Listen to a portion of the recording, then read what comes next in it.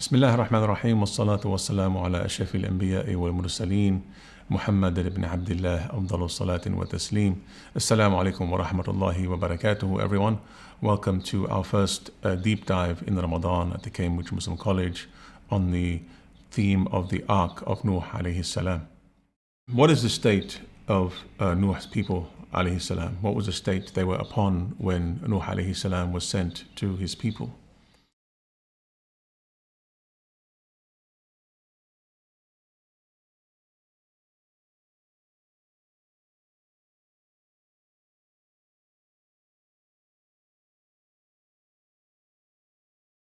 At the very beginning of the verses that you saw on the screen, it is very evident and clear that the Prophet Nuh alayhi salam urges them to worship Allah subhanahu wa ta'ala and not associate with him any other deity, which suggests to us that the fundamental problem, or one of the fundamental issues confronting the people of Nuh alayhi salam was the issue of worshipping a deity other than God, or the question of polytheism.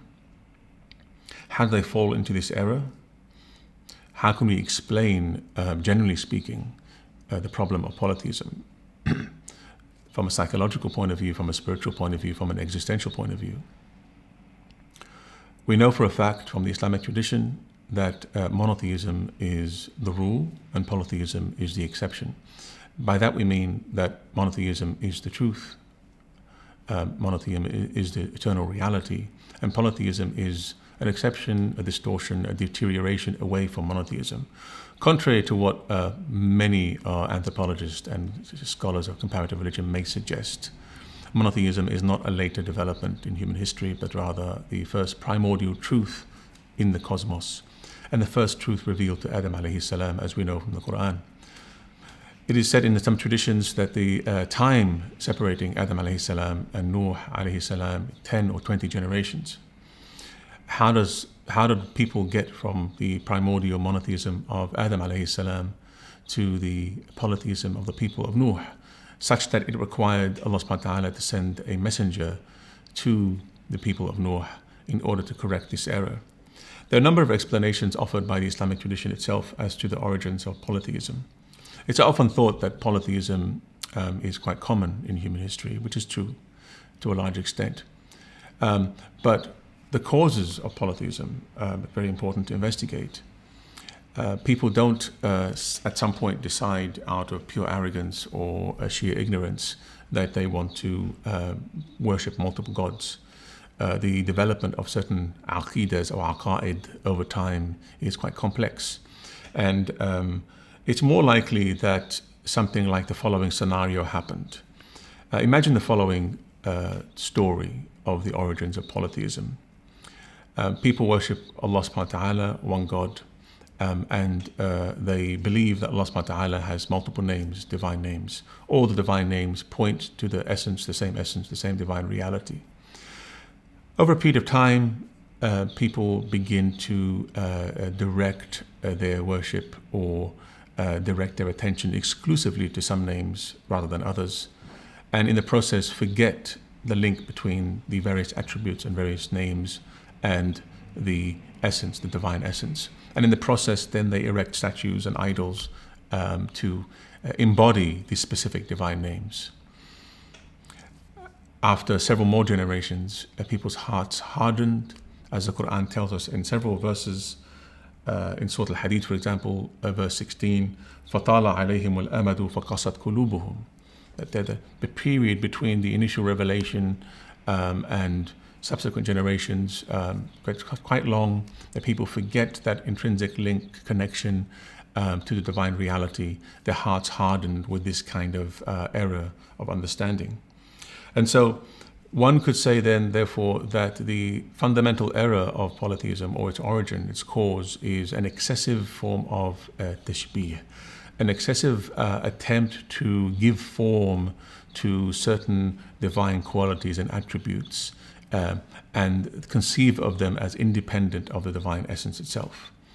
So in this scenario we've been describing, we worship one God, and Allah subhanahu wa ta'ala has several attributes over several generations. People then begin to focus exclusively on certain attributes. Then they give these kind of attributes or divine names specific forms.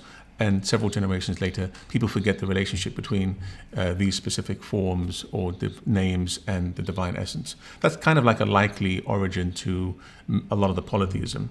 Over time, with the hardening of the heart, what happens is haughtiness, arrogance, ignorance set in, and people become set in their ways and forget the primordial truth. And even when a messenger comes along to remind them, they revolt in arrogance against the claims of the Prophet. Now, it's important to bear in mind, according to what we understand from several Quranic verses, and I'm going to quote one here in Surah Al-Zumur, verse 3, مَا نَعْبُدُهُمْ إِلَّا لِيُقَرِّبُونَ إِلَى اللَّهِ زُلْفَى. What this verse suggests is that we do not worship these idols or these objects or these things that we've taken as intermediaries between us and God. We don't worship them except so that they bring us closer to Allah subhanahu wa ta'ala. So what this verse suggests reiterates the point we made earlier, that for many polytheists, it's not so much that they're not aware of the existence of a supreme being necessarily, but they tend to worship these intermediary entities as a means of bringing them closer to the divine reality. Now, given that this is not sanctioned by Allah subhanahu wa ta'ala, this form of taking up intermediaries is not sanctioned by Allah subhanahu wa ta'ala and not sanctioned by revelation, it is deeply and profoundly problematic, which is why Allah subhanahu wa ta'ala says that He does not forgive for the errors of polytheism, shirk. He forgives for everything else. And so Nuh alayhi salam is sent to his people as a nazir, as the Quranic verse points out to us. A nazir, a reminder, a warning that unless they correct this fundamental error in their aqidah, it's going to lead to all sorts of catastrophes in this world and the next. And we're going to see a little bit later the direct consequences of false aqidah. It leads to social corruption, moral corruption, the corruption of society itself and civilization, and ultimately the halak, the ultimate catastrophe and collapse of individual well-being and social reality and social well-being in this world and the next. Nuh alayhi salam comes and preaches to his people, and instead of listening to this reminder, what do? They throw a number of accusations against Nuh alayhi salam, which proves that at the point and moment in which Nuh alayhi salam was preaching to them, they had developed such a level of arrogance that they were not willing to listen to the truth.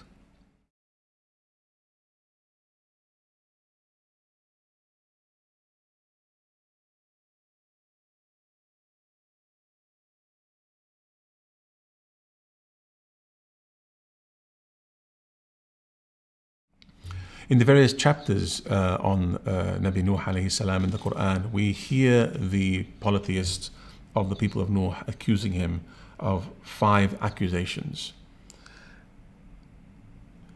The first is that you are merely human.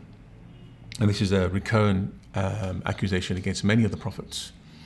In another verse, the people of Nuh ask, why doesn't God send an angel instead of sending us a human? And many of the commentators point out that only a human prophet or messenger embodies the most perfect form of guidance from Allah subhanahu wa ta'ala. If Allah subhanahu wa ta'ala wants to guide humanity, He guides by sending a human being who is very similar to the people He's sending, who are familiar with their language, familiar with their habits, familiar with their traditions. A human being who embodies the very same human qualities and ideals and perfections that He wants His people to embody. If angels were sent, it would significantly complicate the nature of the message. Angels, by their nature, are perfect beings, and so people cannot emulate angels because they cannot emulate that which is perfect. Angels being those kind of creatures that have no free choice, who cannot err. And so angelic messengers to humanity are not the most perfect form of guidance to humanity. Angels, lacking the human qualities, perhaps lack the kind of empathy and gentleness of touch that is required by a human guide. And also angels who are familiar with the ghaib, familiar with alam, the unseen world, may compel humans to do things that they don't want to do. And that undermines the whole question of human choice and the freedom of choice. And so the perfection of guidance here in the form of a human being is very important to bear in mind. It's more a source of arrogance, a claim by the egos of those who are asking for this kind of guidance to be angelic, that they want a God to send them a being or a creature that they think is worthy of their social status or their stature. So it's more a reflection of that kind of ego inflation that they suffer from. The second accusation against, and the third accusation against Nuh alayhi salam, is that the people who follow him are of the lowest social class. And the third one is that he is no better or no more worthy than they are. And what this reflects really is a fundamental error at the very heart of the consciousness, if you will, of the people of Nuh alayhi salam. They measure the progress, they measure the elevation, they measure the nobility of an individual by purely material means, or measures that are artificial and contrived. The value of an individual can never be measured by the amount of wealth or amount of social power that they possessed. The value of an individual really is only measurable by that which is eternal, and that which is true. So moral values and virtues, and to the extent to which they embody truth. In our very materialist civilization today, we can really relate to this idea of a culture and a society that privileges almost exclusively material wealth as the single and most important measure of worth and value of individuals. In the Islamic tradition, of course, and in the writings of someone like Ibn Khaldun, for example, we find that the true measure and true wealth of a nation is its moral capital, not its wealth, material wealth. Which is not to say that material wealth is not important for the progress of society, but it's to point out that excessive wealth is often contrary to modern capitalist understandings. Excessive wealth and its accumulation, this whole idea of takathur, alhakum al-takathur hatta zurtum al-maqabir, this idea of the multiplication and the piling up of wealth, the piling up of status symbols, the piling up of titles, the piling up of material possessions. All this piling up amounts to naught at the end of the day. But Khaldun suggests that it leads to a kind of taraf, an excess of wealth, which corrupts morals, corrupts society, leads to certain kind of dispositions and habits and patterns of behavior that ultimately undermine the individual at the individual level, and undermine social reality at the social level, leading to the ultimate collapse of society itself. And this is really important to bear in mind in our material obsessed civilization, because the correct order of civilization in Islam, at least, is to give primary importance to the moral capital in society over any other. And this is a very important principle in our day and age. The fourth accusation and fifth accusation against Nuh alayhi salam were one might call character assassination. He was accused of being a liar or possessed of the jinn. And really, these kind of fourth and fifth accusation are the weakest, because when the rejection of truth reaches a level where they're not able to respond in equal measure to his arguments and to the truth that he is propounding, they're led to this kind of desperate defense against themselves, as it were, to character assassinate Nuh alayhi salam in the eyes of themselves and in the eyes of his people. So this is a desperate, last-ditched attempt to save themselves by accusing him of falsehood. How does Nuh alayhi salam respond to these challenges?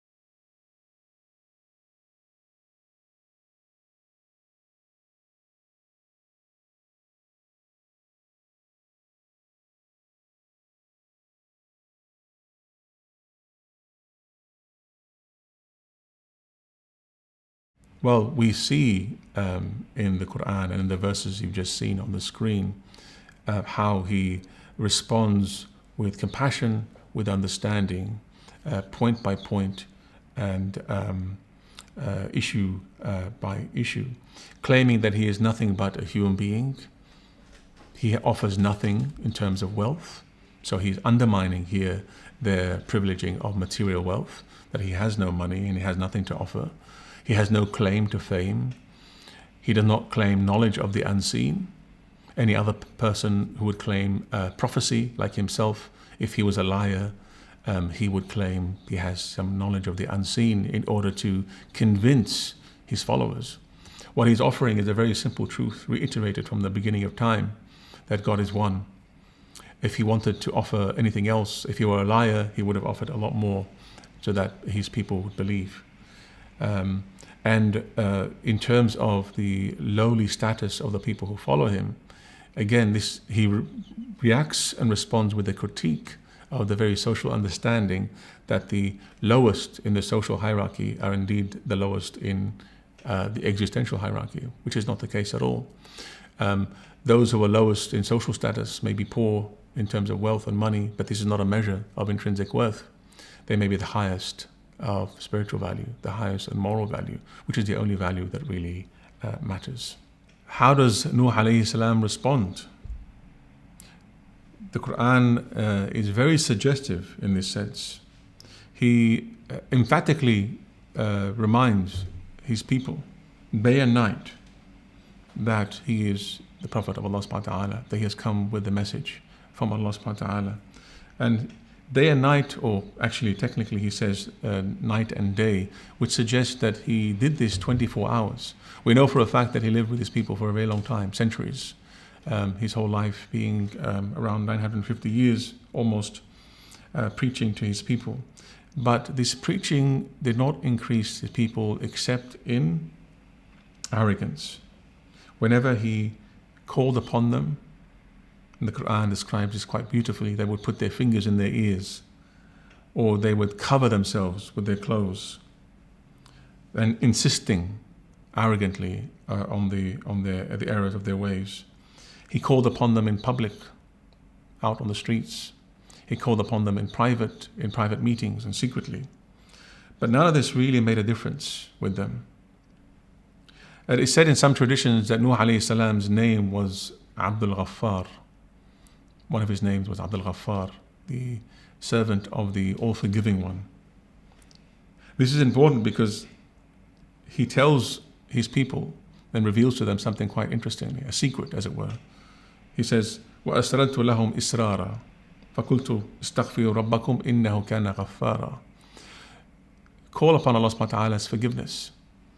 Call upon him to forgive you for the errors of your way. يُرْسِلُ السَّمَاءَ عَلَيْكُمْ مِدْرَارًا.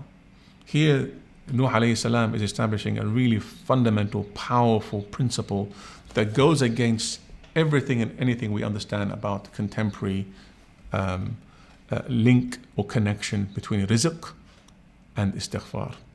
We often think in terms of material causation. We think that rizq increases only by increasing the material causes of rizq, pursuing wealth in this world, jobs, networking with significant and powerful people, investing in material things that have a long-term investment and increase in value. All these work to a large extent. But the kind of increase in wealth and rizq that Nuh alayhi salam is speaking of is not the kind of excessive surplus kind of wealth that leads to the kind of taraf, excess wealth that modern civilization suffers from, and the people of Nuh alayhi salam suffered from. The kind of taraf that leads ultimately then to the inculcation of bad behaviors, negative habits, behavioral patterns that ultimately weaken the soul, weaken the self, soften it, and lead to its ultimate moral corruption. As Ibn Khaldun points out in many places in his Muqaddimah, civilization collapses, society collapses when it gets to a certain level of excessive material wealth. So a certain degree of wealth is important, but not excessive wealth.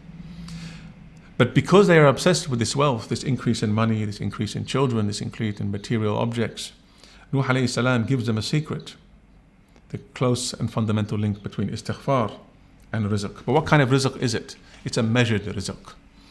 When he says, فَقُلْتُ اسْتَغْفِرُوا رَبَّكُمْ إِنَّهُ كَانَ غَفَّارًا يُرْسِلُ السَّمَاءَ عَلَيْكُمْ مِدْرَارًا وَيُمْدِدْكُمْ بِأَمْوَالٍ وَبَنِينَ وَيَجْعَلْ لَكُمْ جَنَّاتٍ وَيَجْعَلْ لَكُمْ أَنْهَارًا. The word midrara means that Allah subhanahu wa ta'ala will send the heavens, send the rain through the heavens. But midrar is a continuous measured amount of rain and water. It's not a deluge. It's not an amount of excessive water that ultimately destroys society and destroys the earth and makes it impossible to grow anything. And this is a very powerful analogy to the kind of rizq that Allah subhanahu wa ta'ala sends to the well-balanced society. A measured kind of rizq that is continuous, a measured kind of rizq that sustains people, and it is balanced with nature, it's balanced with other aspects of creation, no excess, no disharmony, no imbalance. We pride ourselves today on the kind of rizq that we have, the excessive material wealth. We often forget that excessive material wealth comes at the expense of a lot of global poverty. Built into our system is a lot of inequality, a lot of exploitation. But the excessive wealth that possessed by some and denied to others is not a measure of progress necessarily, nor a measure of success. It's too excessive for those who possess it, leading to moral corruption, and we see this all around us everywhere. And it's too excessive and unjust because it's denied to others who equally have a right over this rizq.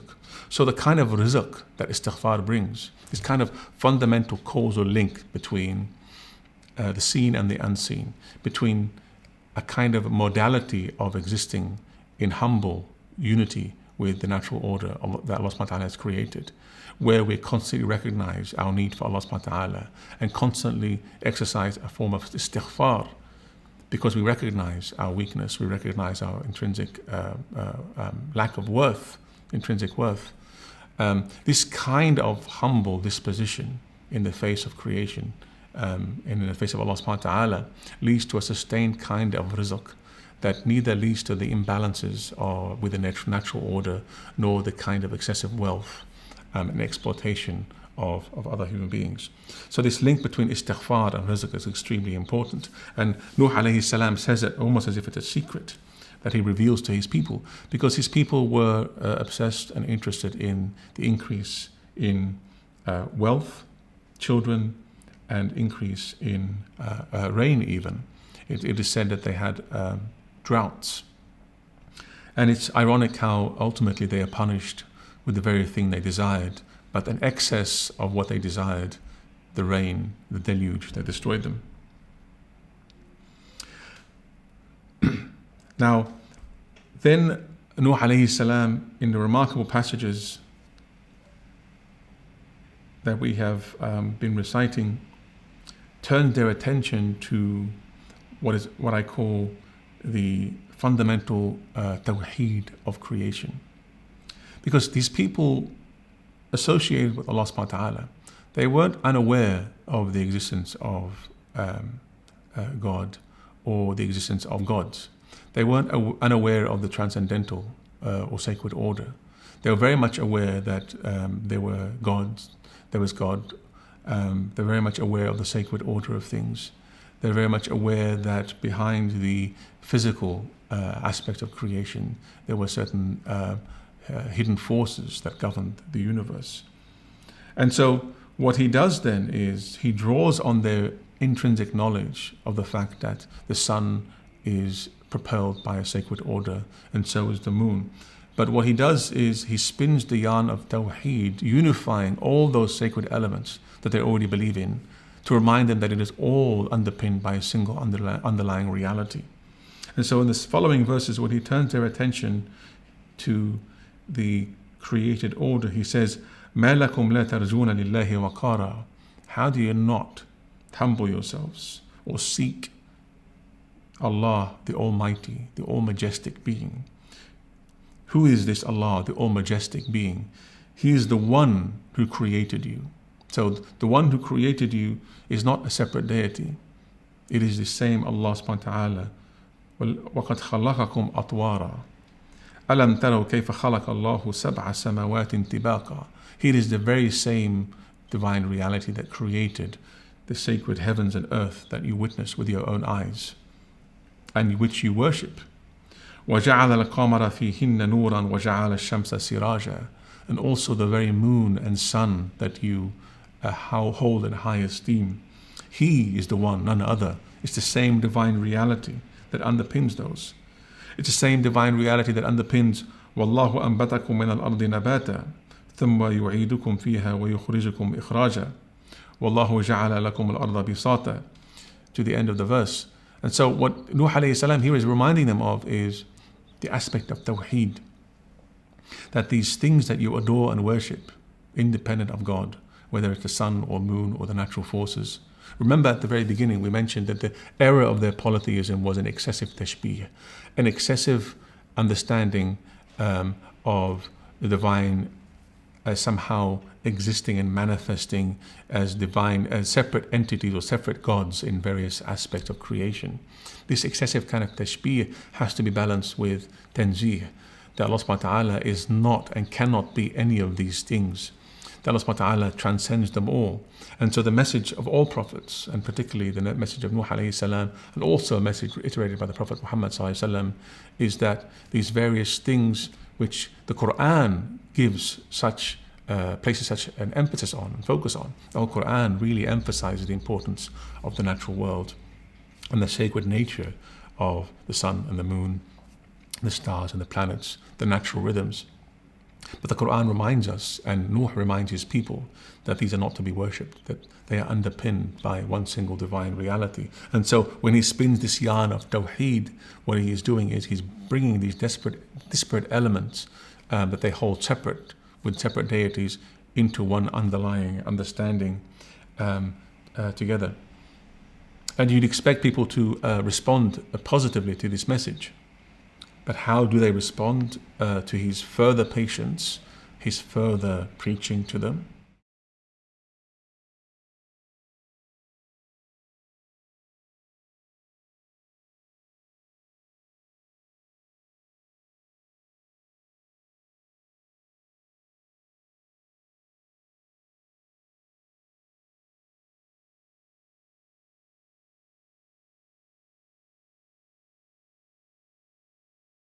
The response of the people of Nuh alayhi salam was to challenge him and offer him an ultimatum. In the Quranic verse we read that they tell him, they complain to him, "You've argued with us enough. How about you present your challenge, the threats? How about you deliver on your warnings that you've been telling us, reminding us of for years?" This is classic psychological defense by those who have no arguments to respond to Nuh alayhi salam any further. Despite his compassion, his gentleness of approach, they said to him, "Nuh, قد جادلتنا فأكثرت جدالنا فأتنا بما تعدنا إن كنت من الصادقين." And he complains to them about the fact that his advice falls on deaf ears.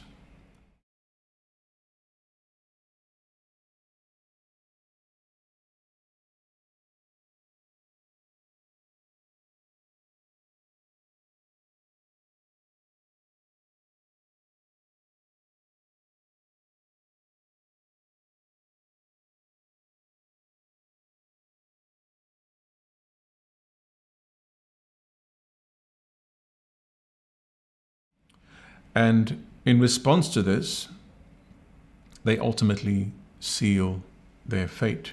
Nothing can be done. Nothing further can be done. And this brings us to a very important aspect of the message of Nuh alayhi salam and the catastrophe that befalls his people. In the next set of verses, what we come across is something quite remarkable. In a very important verse, Allah subhanahu wa ta'ala says, "Mimma khati'atihim ughriqu." It is because of their errors, their sins, that they were drowned. Many people, when they come across these particular verses of the drowning of the people of Nuh, often shocked, surprised, or find it difficult to understand how an entire people could be drowned by the water in this particular manner. But it is important to bear in mind something really fundamental about social reality in general, because the decisions we make, the way we live in society at the individual level and at the collective level, has direct consequences beyond the realm of human existence. There is an intrinsic link and connection between what we do in our individual lives, what we do in our social realities, and also what happens beyond. We're going to come back to this point a little bit later when we talk about the flood itself. But it is important to bear in mind that this reality does exist. Society itself is an entity that exists independent to a large extent, with its own rules, its own laws. Just as at the individual level, we have a certain level of reality, and then if we corrupt this individual existence or this individual kingdom, if we corrupt it, it ultimately collapses. If enough people in a society become morally corrupt, society can get to a point where it is beyond being saved. Just like some individuals can get to a point in their life where it becomes literally impossible to be saved. Now you might say, who determines that point? Well, Allah subhanahu wa ta'ala, of course, the all-knowing divine reality that knows both past, present and future, and knows in his infinite knowledge what's in the hearts of individuals and what's in the heart of society, knows the point beyond which the society can no longer be redeemed. So this is very, very important. And when the imbalance occurs, when the imbalance happens as a result of our corruption, when the accumulation of corruption reaches a level, it becomes a tsunami itself that is no longer possible to thwart and prevent. And this is wonderfully and beautifully illustrated by the particular verse we recited earlier. But Nuh alayhi salam reiterates it. And Allah subhanahu wa ta'ala says, وَأُوحِيَ إِلَى نُوحٍ أَنَّهُ لَنْ يُؤْمِنَ مِنْ قَوْمِكَ إِلَّا مَنْ قَدْ آمَنَ فَلَا تَبْتَئِسْ بِمَا كَانُوا يَفْعَلُونَ. Nuh, of course, here is unsettled by the fact that his people have reached a point beyond which they can't be saved. And Allah subhanahu wa ta'ala consoles him and tells him to not feel unease and unhappiness. It's a natural response to do so. But Allah subhanahu wa ta'ala knows better, and He knows what's in their hearts. And He knows that it is at the point where these people have sealed their fate and there's nothing more that can be done. So how is one to be saved? How is one to be saved in an age like ours, in which perhaps corruption of the earth, corruption of the water, corruption of the air, corruption of society, corruption of our natural resources had reached a point where almost every scientist in the world, every observer in the world is agreeing and concurring that it is getting to a tipping point beyond which we can't really do much else other than allow nature or Allah subhanahu wa ta'ala, because as Muslims we believe that nature doesn't operate of its own agency, of course. Any imbalances in nature are addressed not by nature itself, but by Allah subhanahu wa ta'ala through nature. But we all know how are we to be saved in an age very similar to the age in which the people of Nuh alayhi salam lived, where there is so much corruption. And the answer is quite clear, and it's provided by Nuh alayhi salam, or at least it's provided by Allah subhanahu wa ta'ala, who guides Nuh to do something very specific, a very specific piece of advice on how to ride this wave of destruction.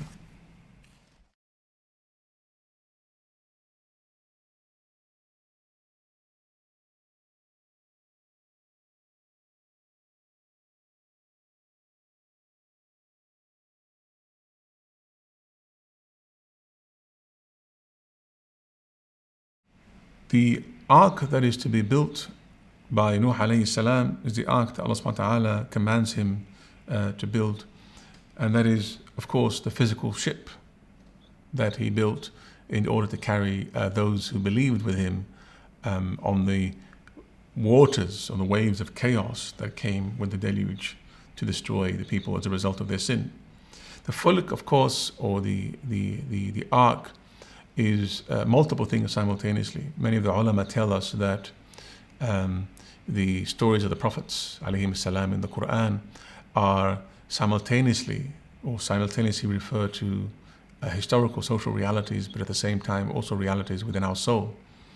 And so Nuh alayhi salam, the real ark, is the message he brought, the shara that he brought, which he called his people to embark upon in order to save them from their sins, to save them from the errors of their ways, to save them from the chaos of jahiliyyah, the chaos of ignorance and its darkness. And that when they refused, he invited those who did believe to embark upon the physical ark of the actual boat in order to save their bodies from imminent destruction. And you may recall that in the story of Nuh alayhi salam, not only his followers were invited onto the boat, but animals. And it's a very telling and very important aspect of the story that's worth mentioning and reiterating, especially in our day and age. This fundamental focus in Islam on the fellowship of all of Allah subhanahu wa ta'ala's creation. All things in creation obey Allah subhanahu wa ta'ala without hesitation. Everything in creation has its intrinsic place in the cosmos. Everything has its intrinsic worship of Allah subhanahu wa ta'ala.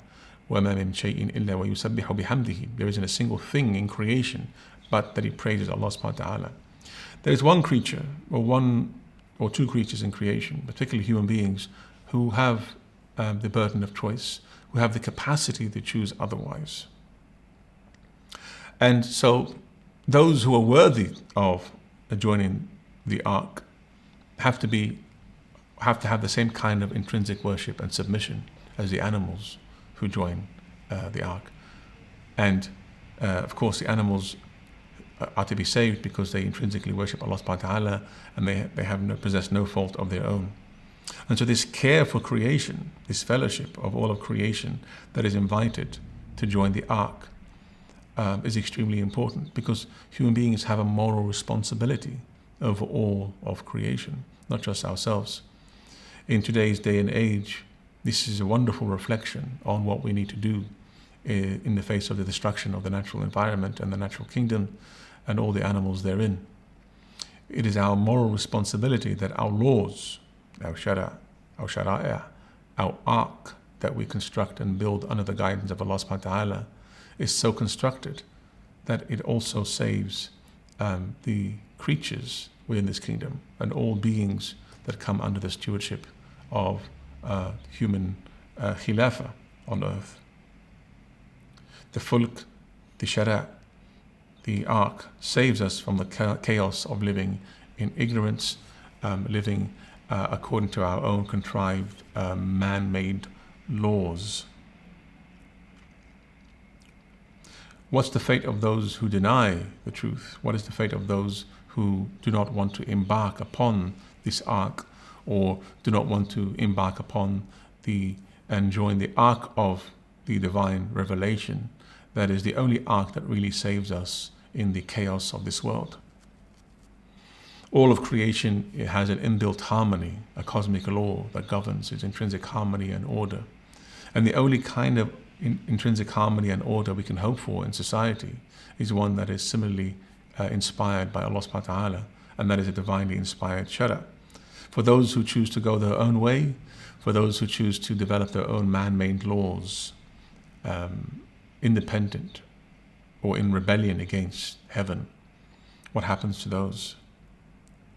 The Quran is quite clear on the fate of those who do so.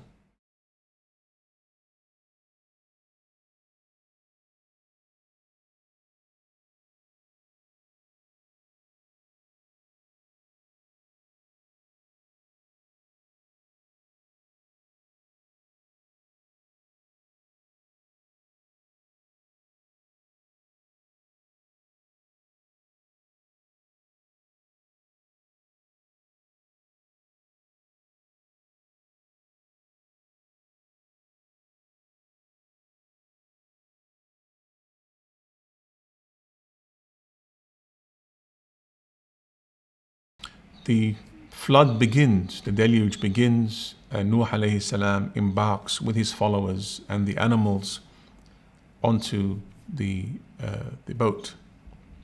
As we said earlier, the cause of the flood is the kind of imbalance initiated by the sins of human beings, the transgressions against the cosmic order, both the natural order and imbalance with the natural world, but also the divine order embodied in the Shara, the guidance of the Prophets alayhi salam.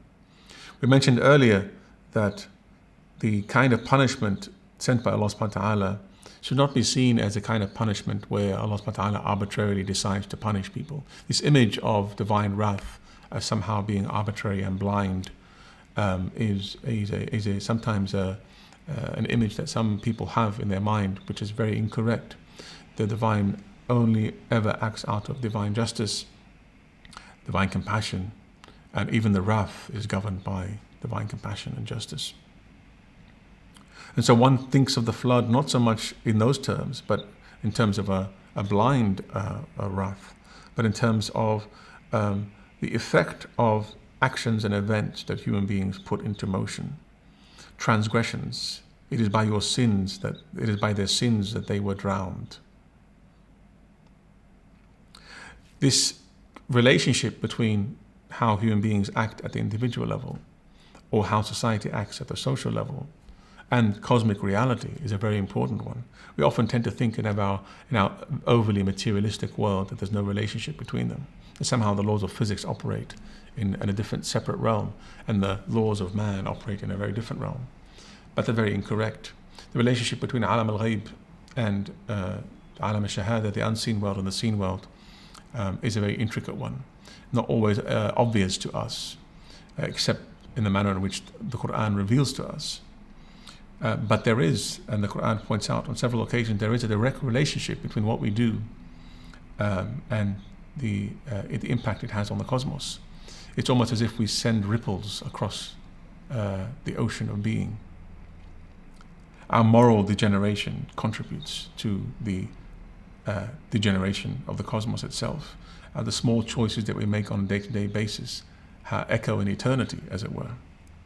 And so, to live in this life according to the way Allah subhanahu wa ta'ala intends us to, is to align our various parts of ourselves with the cosmic order and harmony that is intrinsic to the world that Allah subhanahu wa ta'ala has created. And once we threaten that balance and that order and that harmony, creation lashes back by redressing the imbalance. There's a wonderful verse in the Quran, Surah Maryam, verse 90 to 91, where Allah subhanahu wa ta'ala says, تَكَادُ السَّمَوَاتُ يَتَفَطَّرْنَ مِنْهُ وَتَنْشَقُّ الْأَرْضُ وَتَخِرُّ الْجِبَالُ هَدًّا أَنْ دَعَوْا لِلرَّحْمَنِ وَلَدًا. The very idea of attributing to Allah subhanahu wa ta'ala a child, this ikhlal, this kind of error and imbalance in the aqidah of an individual and a people, in Allah subhanahu wa ta'ala, leads to a situation where the very heavens are about to be rent asunder, the earth to break open, and the mountains to be shattered. Can you imagine this relationship between aqidah and the cosmos? What we believe, what we think about Allah subhanahu wa ta'ala, it can have very damaging effects on the cosmos around us. And the cosmos around us reacts and responds by attempting to redress this imbalance created by this creature on earth. And so the flood then becomes a direct consequence of human actions. It's not an arbitrary thing that Allah subhanahu wa ta'ala sends, but the direct consequence of human actions. We mentioned earlier that societies can get to a point, because there are laws that govern the intrinsic development of societies. Societies can get to a point where they're no longer redeemable, beyond which it's very difficult to save them. Such a level of corruption, decadence, moral degeneration, that the only way to address the imbalance, the only way to fix things, is to start anew, clean slate. And that's what the deluge is, really. The deluge is a turning a new page in this human story in order to open up an opportunity and a possibility for new generations to start from a clean slate of ibadah of Allah subhanahu wa ta'ala. If Allah subhanahu wa ta'ala were to allow these societies to continue, beyond which there's no redemption, then corruption would increase in the earth, and increase in the earth, and increase in the earth. And it's not fair to future generations for that to happen. And so the flood becomes a means of cleansing the earth. And here it is in this context, this important context, that we understand Nuh alayhi salam's comment, وَقَالَ نُوحٌ رَبِّي لَا تَذَرْ عَلَى الْأَرْضِ مِنَ الْكَافِرِينَ دَيَّارًا إِنَّكَ إِن تَذَرْهُمْ يُضِلُّ عِبَادَكَ وَلَا يَلِدُ إِلَّا فَاجِرًا كَفَّارًا. Nuh alayhi salam here is at a point after several centuries of preaching to his people, a moment where it's not so much an expression of anger per se, it's an expression of an embodiment, yes, of that divine wrath, but only at a point where he realizes and recognizes that if any of them is left on the earth, they're only going to give birth to those who are corrupt, not morally upright, and they will increase the level of moral degeneracy of humanity and the human story. And human existence on earth has a certain direction, a certain destiny, which cannot be undermined by societies that choose to get to a point of entropy and self-destruction, that they will then become a negative impact on future generations. So if you look at it, it's a form of divine compassion, really, to turn a page, a new chapter in human history, and allow humanity to start anew with a newly revealed message, without direct impact and consequences of that level of corruption that came before. SubhanAllah, even in moments in which we think there is an ultimate, utter expression of divine wrath, we realize that there is a hikmah and there's a form of compassion therein.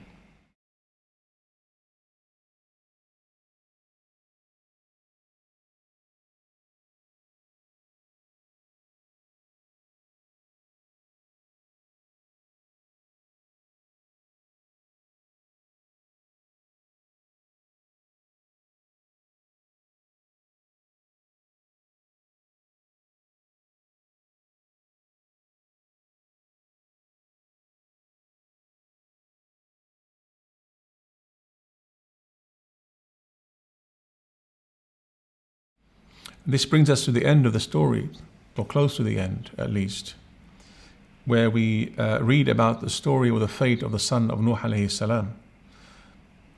We're told in the Quran, in the story, that the waves were mountain high, and Nuh alayhi salam called upon his son to join the ark, but his son ran in the opposite direction, shouting out to his father that he's going to seek refuge on the mountain.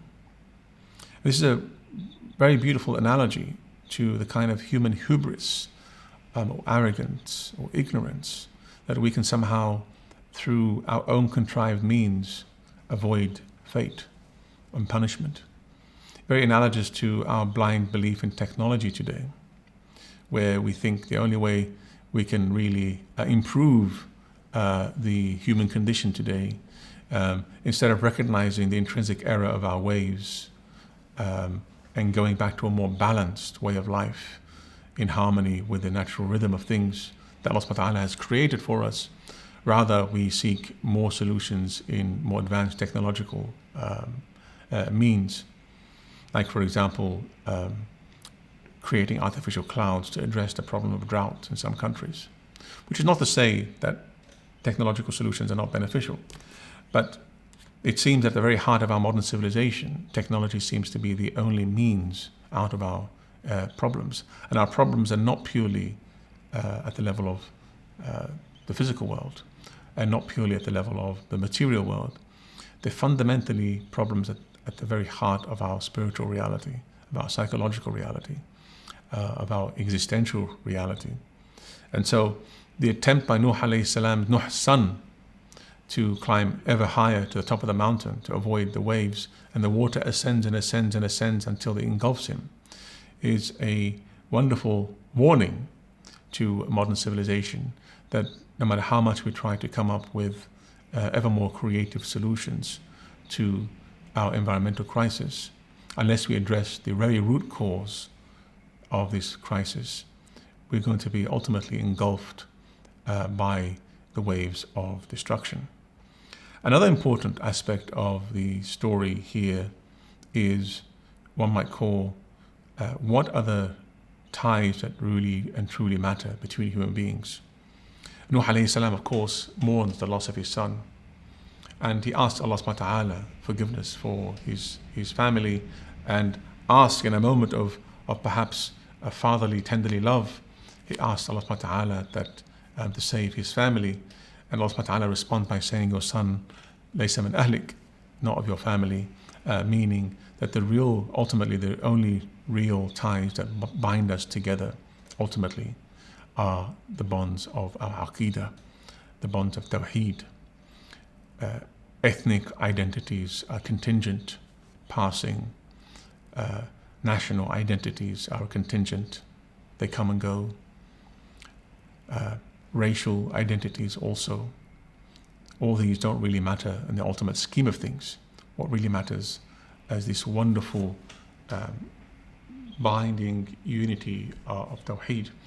And this says a lot about the nature of the Islamic Ummah, which is bound together by tawheed, because Islamic civilization, which carries many messages and many lessons for modern civilization, quite remarkably united thousands and thousands of people of different, thousands of cultures, thousands of languages, thousands of different ethnic and national groups together as a common unified humanity by the bonds of tawheed, by the link of tawheed and aqidah, demonstrating that the kind of ethnic racial identities that plague the world today, in the many wars that are around, or the many wars that plagued humanity in the past, are artificial and not worth dying for.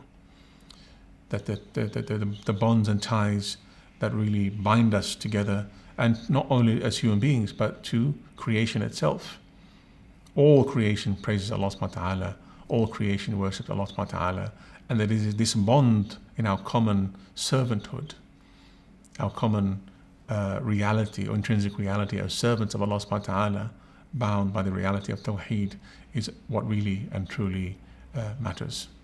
So alhamdulillah, thank you for joining us on this wonderful journey through some of the themes of the topic of Nuh alayhi salam in the Quran. It's been a short journey, but an in-depth journey, inshallah. And hopefully we have learned and gathered some lessons that are relevant for our time and age. بإذن ta'ala. اللهم أرنا الحق حقا وارزقنا اتباعه وأرنا الباطل باطلا وارزقنا اجتنابه وصلى اللهم على سيدنا محمد وعلى آله وصحبه أجمعين والسلام عليكم ورحمة الله وبركاته.